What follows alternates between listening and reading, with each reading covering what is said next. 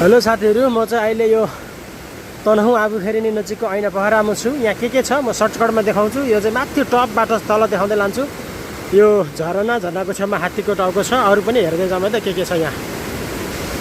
यहाँनिर प्लेस छ, पिङ छ यहाँनिर, अरू स्पेस राम्रो ठाउँ खाली छ। तर यहाँ चाहिँ अलिकति भत्किसक्यो रहेछ। हेरौँ, यसलाई यहाँबाट हेर्दाखेरि अझै दामी देख्दो रहेछ। यहाँ भएको यो आमा र बच्चाको स्ट्याचु पनि मलाई मन पर्यो है त। अनि यो पनि मन पर्यो, राम्रो छ। यहाँ माथि स्काई वाक पनि छ, तर यसको लागि छुट्टै पेमेन्ट लाग्छ, कति लाग्छ थाहा छैन। अनि यहाँ तल चाहिँ फेरि चिल्ड्रेन पार्क पनि छ ऐना पोखराको। यो माथिको चट्टानहरू पनि एक किसिमको अचम्मकै छ। यो बाटो र नि बाटोको फुलहरू पनि दामी छ है त।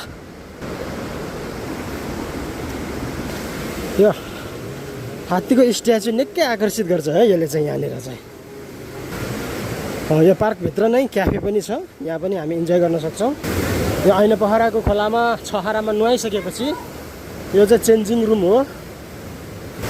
यो स्ट्याचु र नि यो पानीले पनि निकै आकर्षित गर्छ। लास्टमा हामी गेटमा आइसक्यौँ है त। अब म निस्किँदैछु। अनि यो चाहिँ टिकट काउन्टर हो र यो चाहिँ मेन हाइवे है त। यता मुगलिन यहाँबाट आउँछ भनेदेखि यता चाहिँ हामी पोखरा जान्छौँ। खैरेनी आबुखेरिनी अन्त अलिक तल हो। अब लास्ट भ्यू हेरौँ है त तलबाट। ल हेर्नुहोस्, यस्तो छ यो परभित्र चाहिँ। अघि देखाएको सबै यही भित्रको सिनहरू हो। Thank you.